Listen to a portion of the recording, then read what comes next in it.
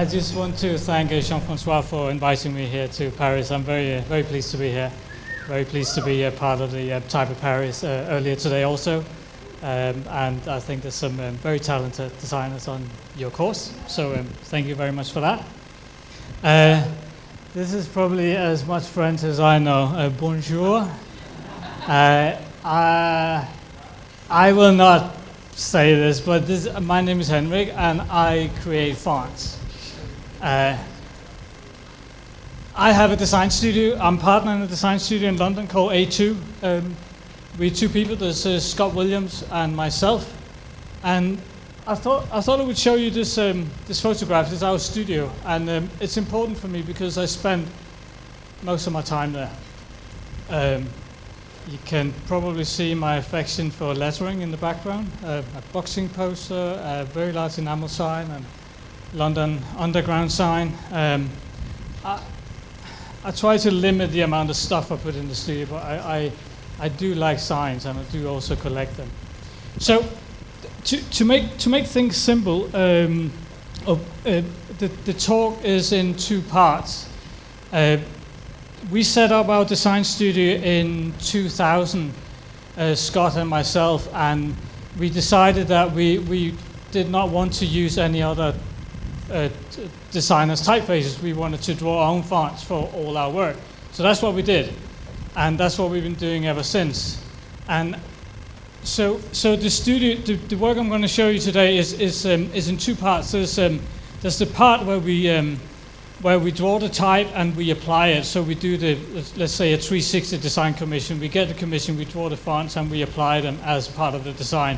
And then the second part of my presentation is the custom type work that I seem to be doing a lot of these days, and also a little bit of the retail fonts that we are putting on the market. But first, just to show you, my background is graphic design, but with a huge passion for lettering. And this is an example of some of the early stuff. I did this in 2005 for Penguin Press in New York, and we will see the hardback on the left and the soft cover on the right. And this happened because the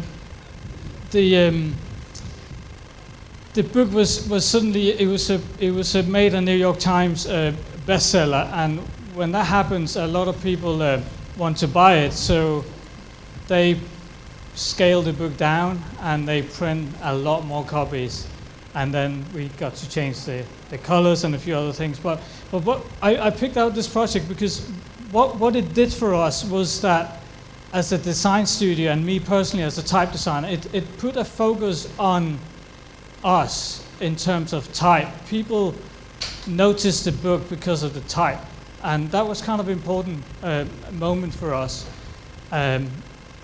Here's another example of a design job and type job we did. This is, in many ways, this was the phone call we had been waiting for since we set up our design studio. So we waited 9 years for this phone call from Faber & London, and they basically called us up and said, we are repackaging all the Samuel Beckett books. There's 18 titles in total, and we want you to design the covers, which was amazing. So our solution to that was to draw a grotesque typeface in 5 different weights, and apply a specific weight to each cover depending on how much text there would be on the cover. So the solution is a range of covers that they have a shared visual language, but they also individually they have their own voice. What you find this typeface was named Beckett, and a lot of my fonts, they kind of get their names from the jobs that they apply to. So this is an example of my Beckett fonts. We don't just do book covers. We also do. This is another example of a book cover, but we also do the full books. We do all the page layouts, all the grids, all the editorial design. So this is a book we did for V&A Museum in 2008, and I designed a font for this, for all the headlines, and also did a font for the inside pages, which we will see here.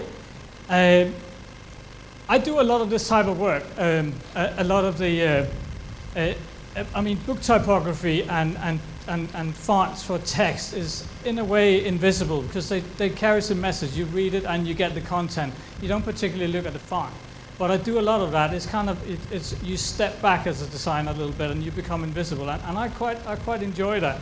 So just wanted to show this as an example of some of the more, let's say, quiet design that we also undertake as a design team.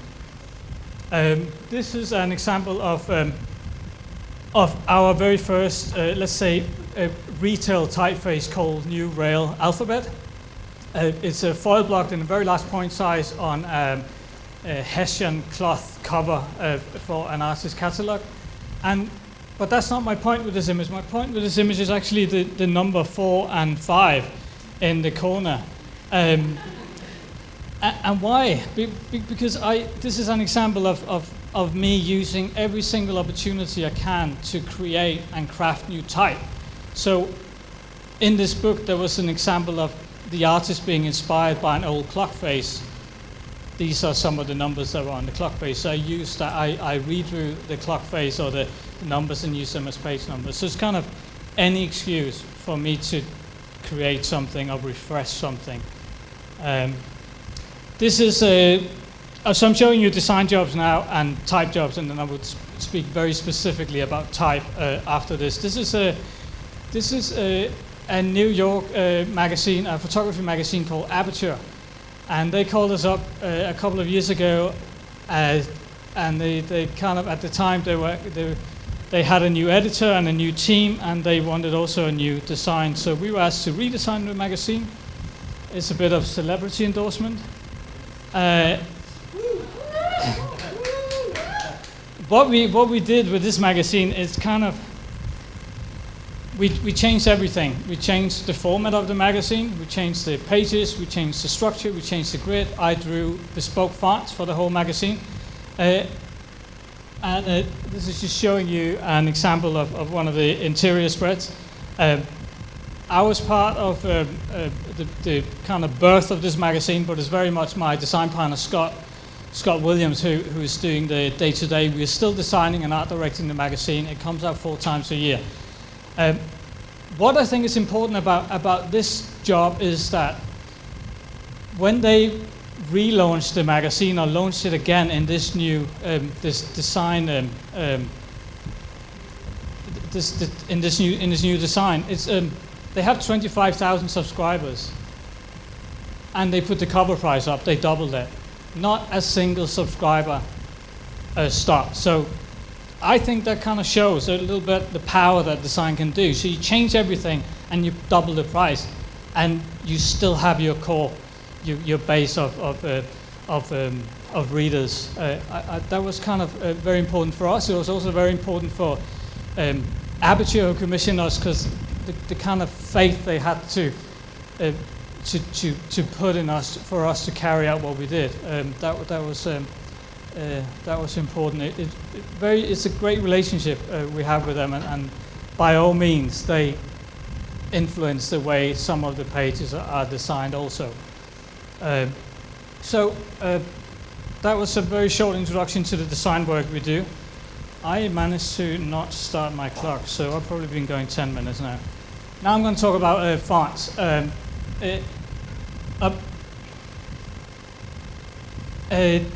This is what I do. This is me. This is my very, very good friend and collaborator, Margaret Calvert. I'm going to talk about a little bit of I'm going to show one project I'm doing. We just finished with Margaret, and actually right about now at this very time in London, Margaret is giving a talk at D&AD. So if you're watching this on playback, Margaret, I hope you're doing really well, and I'm thinking about it. Margaret taught me at the Royal College of Art in '98 to 2000, and I started collaborating with her on her typefaces in about 2005. And just to get an overview of some of the history of Margaret Calvert's impact in terms of design and type, I thought we could look at this chart of a font, or like a diagram. I got to say, she ran a design practice in London from the 50s up until the end of the 70s with Jacques Kinnear, and they were basically doing every single large signing program in Britain, and also quite a few abroad. So it all started up with the Gatwick Airport typeface. It was actually 1957. Then it led on to the transport alphabet that we know from all the British roads. It was adapted by many countries, including my own country, Denmark. And that was designed from 58 to, I think the final launch was in 65. And then she did a very important typeface, which I showed earlier, that, which is the British Rail typeface. So what happened in the 60s? There were three very large governmental institutions. There were British airports, there was the NHS hospitals, and there was British Rail, and they were all using the same font, which was based on, it was inspired at the time by Helvetica, but it had completely its own voice, and it was designed by Margaret and Jacques. That's the font, as we can see on the arrow, that I redrew with Margaret, or digitized and turned it into like a font that we could use not only as headlines but also as a text face, and that was a font we published in 2009. So from the 65, there was a little bit. Margaret then became the course director at the Royal College of Art, head of the course there, and and then also she did a very important typeface, which was called for the Tyne and Wear Metro in Newcastle, which then we know it today as Calvert, which is which carries her own name, which was published by Monotype in the early 80s. Calvert actually linked very well to the BA airports, the NSA hospitals, and British Rail, because it was basically that font with slabs on. She then went on to design A26 for Fuse, and then there was New Rail with us, and just as of a month or so ago, we launched a new transport with Margaret, which I will talk about now. But I think it's important to understand that she's done many influential typefaces that kind of, and one of them is this one I want to talk to you about in detail. So the next slide is I'm going to show you a little bit of the history of the typeface, because I didn't invent this typeface. Margaret and Jacques Kinnear invented this typeface. So what this is not replacing anything. It's a digital adaptation of the original artwork. And if my sound works, then the next slide will. The slide following this will give us a very brief illustration of how it was when this typeface was introduced, and when Margaret and Jacques' signing scheme, which changed the British motorway completely. So, fingers crossed. Margaret's work began in the 1950s when car ownership was booming, and the government, alarmed at the clogged up roads, decided to build the first motorways. However, existing road signs were totally inadequate for the new high-speed highways. And she and Jock horrified the signposting establishment by using upper and lowercase letters instead of the accepted block capitals. Wow, imagine that. The incredible thing is that this typeface is so current. It's still fresh today, and to be able to work with Margaret on this design, it's just been an extraordinary experience for me, and also for my design partner Scott, our studio. So these are just a couple of slides that will show you some of the history. This is an image from testing that was done back in the days. This is supposed to change. Well, it's a beautiful slide, but it does need to change. Here we go. I put it on a very slow speed. I'm so sorry about that. This is Jacques proofing some of the signs, and soon I can move on a little bit faster. these are beautiful historical images, and it's something I had access to when I was kind of looking at the story of the transport alphabet with Margaret again here, like this is the joy of fate in Keynote, right? And here is, I think I put these to 15 seconds. This is showing this is showing the spacing system that they did for some of the signs and how they work. And hopefully it will go a little bit faster. So this is some of my source material. I really don't want to, bear with me, I don't really want to quit out this, but these are beautiful images. So let's just enjoy them a little. Yes, right. So that was a little bit of the history. I was very pleased I could show you the film because it gave us a kind of just like even the cars you were driving in back then, it was like everything was just different. So imagine when this modern typeface suddenly came into play. Everything was just amazing. It literally changed the world. So now I'm going to show you some of the very specific source material I use for digitizing Margaret's font with Margaret. And this is an example of some of the original maquettes. So it's artboard with gouache paint on. They're housed at St. Bride Library in London. And they were used for presenting the typeface and the signing scheme to various government committees to get them to understand and approve the system. This is, I had access to some of the original glass negatives also.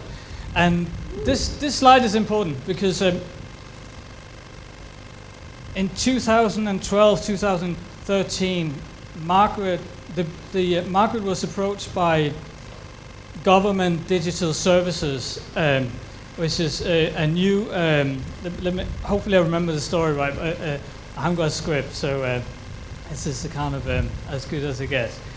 She was approached by Ben Tarrant, who is the design director at the Government Digital Services, a new unit that was set up to redo all the government websites. And they approached Margaret. They tried every single web font that was available, and none of them were quite right. So none of them felt quite British. None of them did the job. So they approached Margaret and asked if she would be interested in working with them on turning the signing font into a font that could be used as a web font. So the reply to that was that I was actually working on this already. So I was brought in, and with Margaret, who decided to revisit her existing alphabet and kind of draw it again to see if she could better it. And this is one of her amazing sketches. What happened was that we then designed a special version of the font for the government and all their websites. Is a huge project, and it's live. It went live in 2013, and they do like hundreds and hundreds of websites just with two fonts, a light and a bold, and it just works brilliantly. So it's an example of very rational design and kind of clear layouts for one of the largest kind of public institutions, which is the government. So that was a little side story. I'll show you a few screen grabs of the site, and this is what we do as type design. This is the result. This is the font when you break it down. I did small caps because I could. I did many different number systems. I did fractions with slashes and fractions without slashes and circular numbers and arrows and everything. So it's quite a large character set. And this is what I also did. All this has been done in collaboration with Margaret and approved by her. And we also decided to do like a range of weights. So it now has it's kind of fit for purpose. It's ready hopefully for another 50 years as not just as a screen font, but also very much as a print font. I just have to say this is the only version of Transport Alphabet that's been in a digital format approved by its original designer, Margaret. So if you find 1 million copies out there for $5, they are the wrong ones. They have not been approved, and they're not really doing what they should be doing. Anyway, this is just a detail of some of the stuff I put into the font, which you'll see here. It's minor, but it's important. And I can't help myself. These slides are something I have to do. It's just showing the various weights. And this is me as a kind of a graphic designer. I get to play with the little building blocks I've been working on. It's just showing the works. This is showing the weights, the medium, the italic. Oh, the italic is a slanted version of the Roman, but I say it's proper drawn, because if you just slant the Roman, you're going to get a pretty crazy result. So you have to do a lot of work, and which we did, but it was still important that it had a tradition in this kind of the slanted these are the numbers. They're very difficult to draw. And this is the thin weight. So 2 places where it's been applied, this font. Here is an example of the government website. It's kind of all it takes. You can search what the government is doing. One of the most searched things on this site is actually when the next bank holiday is. It's crazy, but true. And here's one more page. So 1 typeface, 2 weights. This is an example of our design studio's work. We used an early version of the typeface for a very large exhibition where we did all the signage for the Design Museum in London called, this is a long title for a show, Extraordinary Stories About Ordinary Things. So this is the logo, and it just runs throughout the exhibition. That's the key font. And in that exhibition was also some of the original artwork from Margaret and Jock's archive. This is a little surprise. I just designed this business card for Jock Kinnear's granddaughter, who's here today. So it's kind of full circle. It's a great pleasure for me to be able to do this for you, Anna. I'm really, really pleased. And of course, it's using new transport. So there you go. This is the important side of the card, in my opinion. Anna works in Paris at the minute. Right, so this is now I'm going to talk. So the project I just showed you was kind of I call it restoring. This is a custom font job for the independent newspaper in London. And this is not our design, but it's important for me to show it to you, because then we will understand on the next slide the huge transformation this newspaper went through.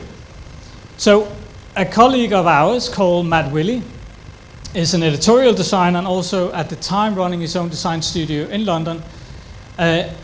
He called me up one day. We've been doing a couple of things for him in collaboration with him. I did some custom fonts for some architects magazines and some other minor jobs, and then he called me up and he said, Henrik, I've just been asked to be the consultant art director on the redesign of one of the 3 big newspapers in UK, and that's the Independent. And he said to me, I will only do the job if you will agree to do the type.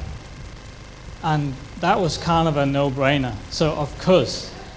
So that's what we did. I have to, it's not easy to turn the masthead of a newspaper on the side. There's a lot of credit to Matt in the boardroom for pushing this through. I can't believe they got away with it. I think we didn't have anything to do with the design apart from delivering all the fonts. So it's a different type of newspaper. They wanted to from the very first slide we saw. It was getting a little bit. Let's say it was getting a little bit. I'm looking for the right word. It's getting a little bit too colorful. The newspaper. They wanted to go back to and focus on the writing they had in the newspaper. They have some amazing journalists there, and how can you read a great story? How can you read some great journalistic words in like bulky fonts that screams in your face? So they wanted to pull it back and kind of turn everything a little bit classical, and that's what we did. This slide is very important to me, because that thing up there is what, that's something, this is me, right? It's all about the details. You gotta look close, but this is really what makes me happy, right? Crafting these things, this is it. It's, this is very close to perfection.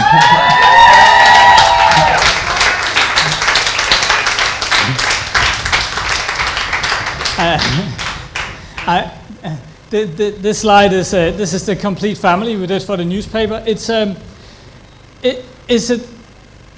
In many ways, it's a small family of fonts for a newspaper. There's been, up until we did this, a tradition for newspapers to use, say, have a palette of 50 or maybe even 100 fonts that would do everything. And we did something else. We said, you don't need 100 fonts. And well, we didn't have time to do 100 fonts either, but we said, you need the right fonts for the right job in the right way. So that's what we did. There's a display hairline, there's a serif for text with italics, and then there's a sans that does all the hard works in the sports section and all the tight columns.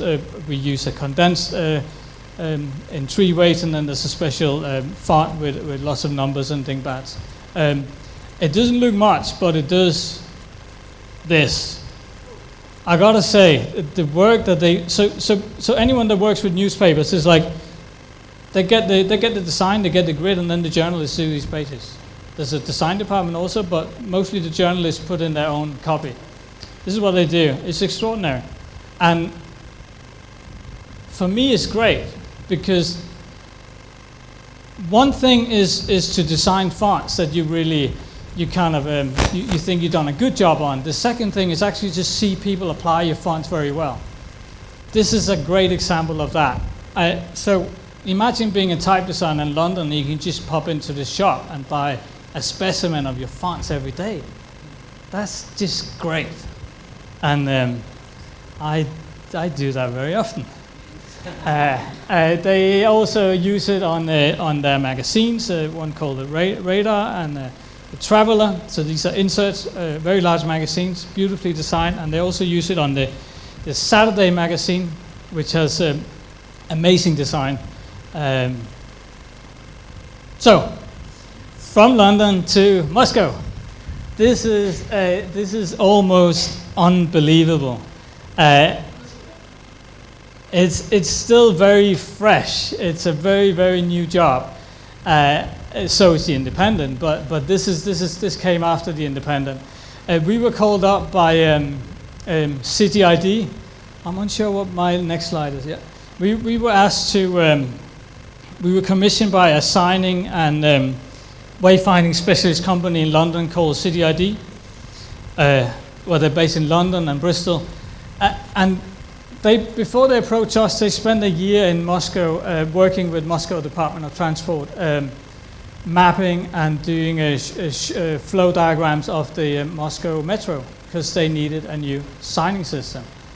They've been very successful in other signing systems across the world, including one they just done in New York for the streets of New York. But back to Moscow, this is, if you've been there, you will know that these stations, Moscow Metro, is just extraordinary. This is the stations. They're like architectural masterpieces. It's like gold and chandeliers and marble, and this is just one of the train characters to give us an idea of the color scheme they're using. And this is some of the signage. So this is actually a really beautiful sign in terms of color, and the type is pretty beautiful as well. But if you're a foreigner and you don't speak Russian, you're lost. You do not know which line to take or what stations you get off at. So an integral part to this new scheme is that it's bilingual. It's in Cyrillic first and then in Latin. This is an example of some of the signing they have and that will be replaced. So what we did was this slide is important because it's not just Scott and myself that did this job. So it was City ID that was in control of the whole job with the Moscow Department of Transport. they commissioned us. We art directed and designed a font in 4 weights, and for that we commissioned Margaret Calvert as our type and pictogram consultant. I mean, who else would you ask to be a consultant on this job? I mean, it's a huge amount of knowledge we brought in, and that was just so important to the integrity of the whole project.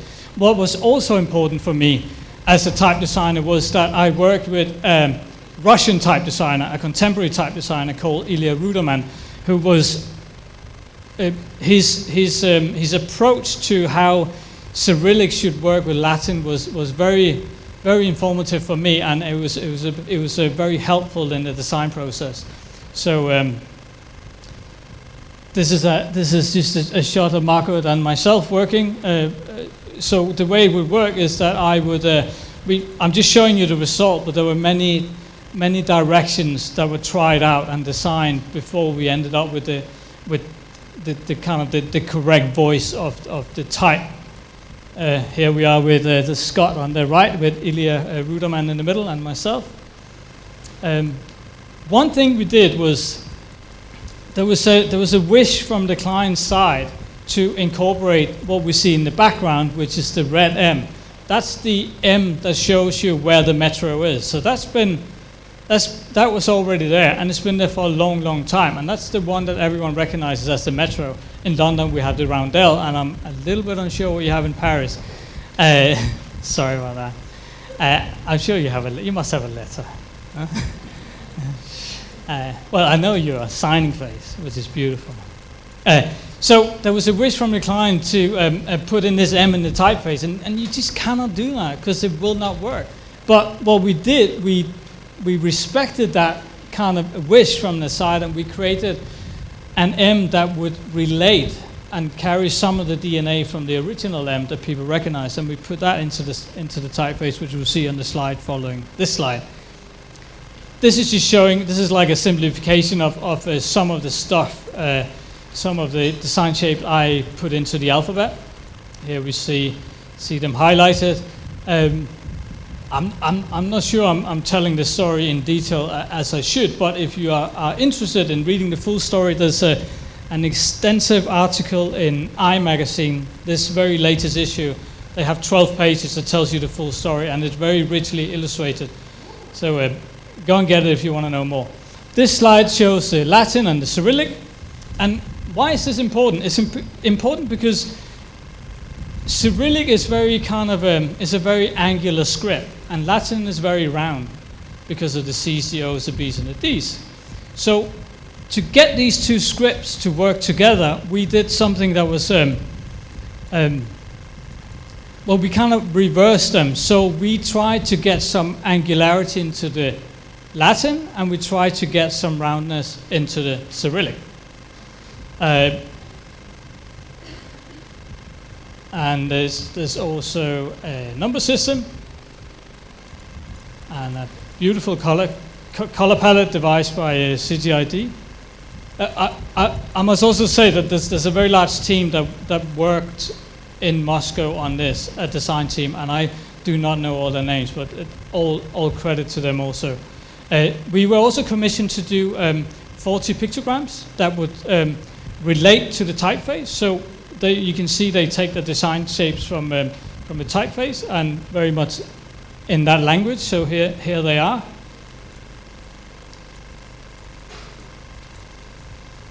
It was a difficult job because we couldn't design the pictograms until we had the direction of the typeface, and at the same time we had to design the pictograms with kind of a very long process. And I mean, this is the result, which I'm very proud to show you. This is how the team implemented on maps with very beautiful illustrations and all the. This is where we are right now. We've moved on a little bit. This is a prototyping. So not just do they design a whole new way of navigating the system in Moscow, they also commissioned Billings-Jackson Design in New York to design new products, new signs for the whole system. And this is an example of one of them, and they're at a very crucial stage now where they're prototyping all these signs at various stations in Moscow. So it's incredible and it's unreal, and I'm crazy proud to be kind of part of this, and hopefully, what I'm proud of is that if you arrive in Moscow, that we actually help you to navigate the system. We help you get from one place to another by way of type, in my mind. Of course, there's a bit more to it, but we certainly did our part. So this is the last project I'm going to talk to you about. So from London to Moscow to New York.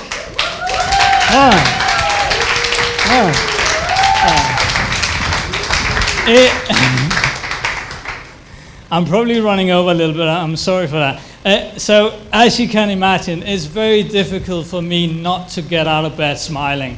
These are just incredible jobs, and I don't know how it happens, but it does. Last year, this one I know how it happened. I'll tell you, because Matt Willey, we worked with at the Independent newspaper in London. He now works as an art director at the New York Times Magazine with Gail Bigler, and they decided to redesign the magazine, and they commissioned us to do a lot of fonts.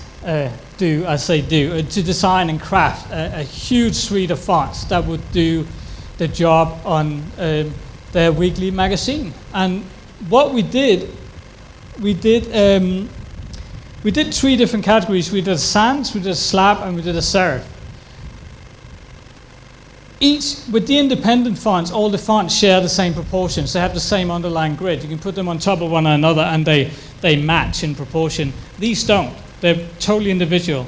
So I have the Serif font is inspired by a French typeface in parts. The version I use is called Mazarin, and I believe the French version of it was called Astre or Astri. And also, part of the inspiration for the serif typeface was the Marset, which was redrawn by Matthew Carter, which is a black letter Gothic type. So it had very sharp, angular cuts in it, which I tried to kind of put into the serif.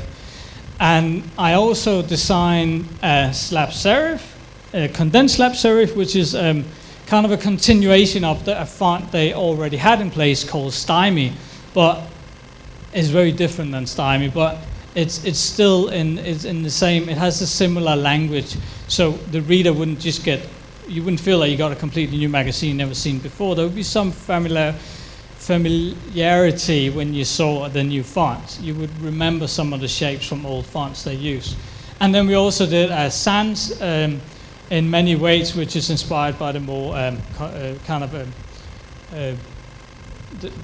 the fonts we know very well, like the grotesque types from the industrial era, the Futuros, the accidents, and I also, so each one of these is like in many ways, and headline fonts and text fonts. This is just showing you a close-up of the font I did for text. Yes, here we go. I was looking for the line that gives me my clue. It's read by 4 million people every weekend. That's pretty amazing. There's a lot of pressure on you if you're a type designer. A lot of the treatments are like this. So the type has to do a lot of work. This is really for type nerds, but it's a slide that tells us that there's quite a difference between the display serif typeface and the typeface we use, or the typeface are designed for all the running text. So I could talk about this slide for a very long time, but I will not. A huge amount of hours went into crafting all this. This is showing you a close-up of, this is actually the black weight of the serif for headlines, but I think it shows some of the nice design detail I managed to put in there. And here we see one of the serif fonts on one of the covers. This is the display font. They use it for very large point sizes. I mean, I gotta say that they have one of the most talented design teams at the New York Times Magazine. It's just, I mean, some of the magazines they send to us with these new fonts, and it's just like that. Their skill is extraordinary, and I'm so privileged and lucky to have them using our fonts. It's just,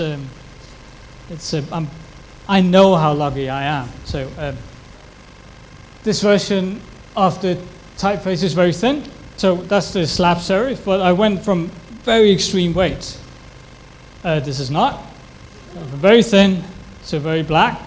And then this happened. So after the day after the launch, I was in New York, and Matt called me up and said, Henrik, I actually think we need to have a taller version of the slab, the black version. So I did the next one, which is, I called it the Black Tower. And then he's like, this looks good, but it needs to be taller. So I did the skyscraper version, which I believe they're using in this issue coming out this Friday, I think, or maybe it was last Friday. So the story continues, and the fonts that they develop, and that's just a nice thing. This is to show you how they use it, and I mean, they are great at commissioning illustration and really letting the type do a lot of the work. So, again, wow, this. I mean, it's just nice. And this is one of their covers. This is what you want. I have 5 minutes left. I will finish in less than 5 minutes. So this is like a type specimen, right? Why would you show one letter on one slide? I show this letter because when the capital G is it was very difficult for me. I mean, I've done a lot of capital letter G's in my life, but this one I couldn't crack. I couldn't get any identity into it. But in the end, I think I managed to do it. So I'm kind of celebrating it because I think it happened, but it was hard. It was the most difficult letter of the whole job.